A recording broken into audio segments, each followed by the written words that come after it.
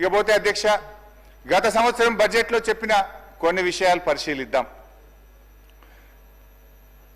Page number 15 అధ్యక్ష, పోయినసారి బట్టి గారు చెప్పినటువంటి బడ్జెట్లో పేజ్ 15 బట్టి గారు చూసుకోండి. పేజ్ 15లో ఏమన్నారంటే అధ్యక్ష, రైతుకు నిజమైన మేలు జరగాలనే ఉద్దేశంతో మా ప్రభుత్వం ఒక్కసారి 31,000 కోట్ల రుణమాఫీ చేయాలని సంకల్పించింది. ఇప్పటికే ఇచ్చిన మాట ప్రకారంగా 2 లక్షల రుణమాఫీకి అవసరమైన 31,000 కోట్ల రూపాయలను సమీకరించుకున్నాం. అంటే డబ్బులు రెడీ పెట్టుకున్నాం. ఈసారి బడ్జెట్లో ఏం చెప్పిన అధ్యక్ష, 20,000 కోట్లు మాత్రమే చేశారు అని చెప్తున్నారు అధ్యక్ష. పోనీ మిగతాది ఎప్పట్లోగా చేస్తారో చెప్పడం లేదు అధ్యక్ష. ఇంకా ఆ ఉపన్యాసంలో బట్టి గారు ఎంత దూరం పోయి మమ్మల్ని విమర్శించిందంటే అధ్యక్ష, సిగ్గుచేట అధ్యక్ష. చేతగానమ్మకు మాటలు ఎక్కువ అన్నట్లు రుణమాఫీలో పూర్తిగా విఫలమైన గత ప్రభుత్వ నాయకులు మా చిత్తశుద్ధిని శంకిస్తూ ప్రజలను తప్పుదోవ పట్టించేందుకు శతవిధాలా ప్రయత్నం చేస్తున్నాం. ఇవాళ ఎవరు చేతగానోళ్ళు అధ్యక్ష? ఇవాళ చేతగానోళ్ళు ఎవరు, మాట తప్పినోళ్ళు ఎవరు, చిత్తశుద్ధి లేని వాళ్ళు ఎవరో ఈ శాసనసభ సాక్షిగా ఈ రాష్ట్ర ప్రజలందరికీ అర్థమైంది కదా అధ్యక్ష.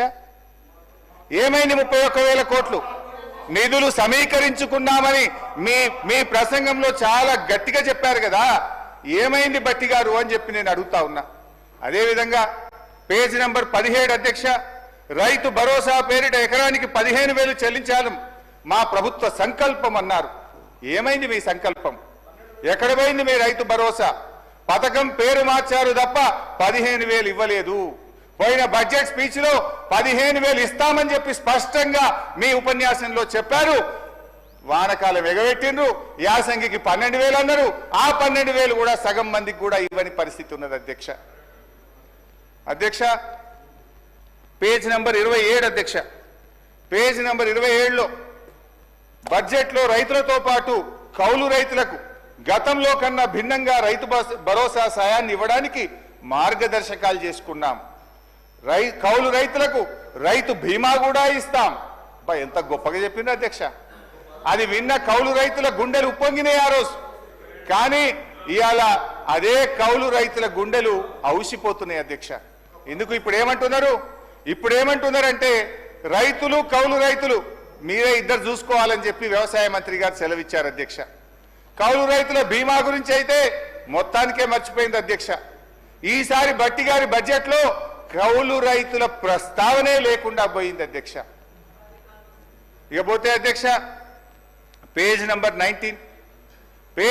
19లో బట్టి గారు ఫసల్ బీమా పథకంలో చేరాం, అమలు చేస్తాం, రైతులు పైసా ఖర్చు లేకుండా మొత్తం ప్రీమియం ప్రభుత్వమే చెల్లిస్తుంది అంటే మేము కూడా సంతోషపడి ఇక్కడ కూర్చొని బల్లలు కొట్టినాం అధ్యక్ష.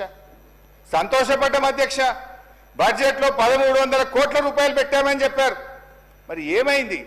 ₹1 విడుదల చేసింది లేదు, ఫసల్ బీమా అమలు చేసింది లేదు. రైతులు వడగళ్ల వాన వల్లనో అకాల వర్షాల వల్ల నష్టపోయిన రైతులకు కన్నీళ్లే మిగిల్చింది తప్ప ₹1 కూడా ఈ ప్రభుత్వం బీమా కింద చెల్లించలేదు అని చెప్పి నేను మనవి చేస్తా ఉన్నాను అధ్యక్ష.